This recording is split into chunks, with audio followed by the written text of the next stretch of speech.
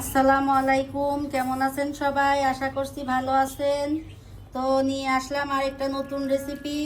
ভাপা পিঠাই হবে, কিন্তু আমি শুধু একটা পিঠাই বানাবো বড় করে। রাইস কুকারে রেখে ধর রাইস কুকারেই আমি একটা পিঠা বানাবো, সেটাই আপনাদের সাথে শেয়ার করব আমি কিভাবে বানাই।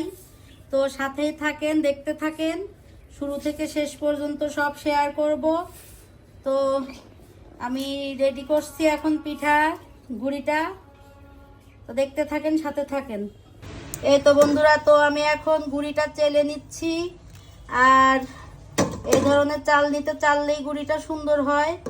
তো আমি এখন চেলে নিচ্ছি গুঁড়িটা।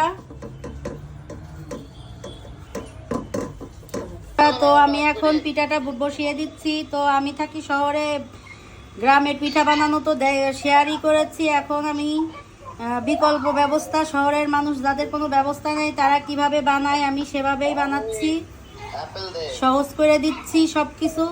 তো ভিডিওটা দেখবেন এবং এভাবে বানাবেন, দেখবেন অনেক সহজ পিঠা বানানো। আমি রাইস কুকারে বানাচ্ছি। তো আমি একটু বেশি করে গুড় দেব, আমার ঘরের সবাই বেশি গুড় পছন্দ করে।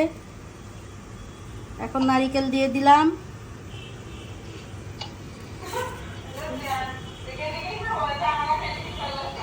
এখন আমি উপর দিয়ে আরেক লেয়ার করবো। আমি একটু বেশি করেই করব, একটা বড় করে পিঠা বানাবো।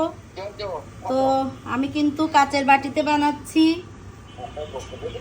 বন্ধুরা। তো আমার পিঠাটা পানিটা বলক এসে গিয়েছে, এখন আমি পিঠাটা বসিয়ে দিব।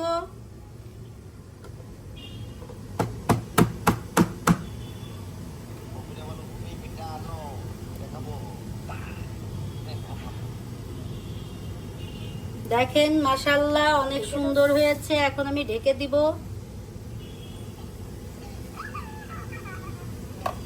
আমি এখন চাপ দিয়ে ঢেকে রেখে দেব 10 থেকে 15 মিনিট, তারপরে উঠিয়ে নিব।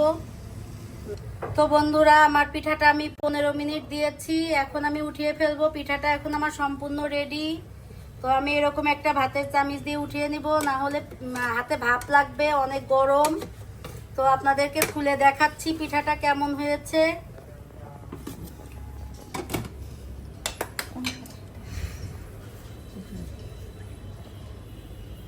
এই তো মাশাআল্লাহ, দেখেন আমার পিঠাটা কত সুন্দর হয়েছে আর কত বড়। তো এভাবে পিঠা বানাবেন সবাই। এই তো বন্ধুরা, তো পিঠাটা এখন আমি কেটে দেখাবো কত সুন্দর হয়েছে। তো এভাবে পিঠা বানিয়ে খেয়ে দেখবেন। দেখেন মাশাআল্লাহ অনেক সুন্দর হয়েছে এবং সুন্দর মতো সিদ্ধ হয়েছে। তো আপনাদেরকে দেখাচ্ছি একটু। এই যে দেখেন আমার পিঠাটা কত সুন্দর হয়েছে। তো এভাবে বানিয়ে দেখবেন, বেশি বানাতে হবে না, 2-3টা হলেই পরিবারের সবার হয়ে যাবে।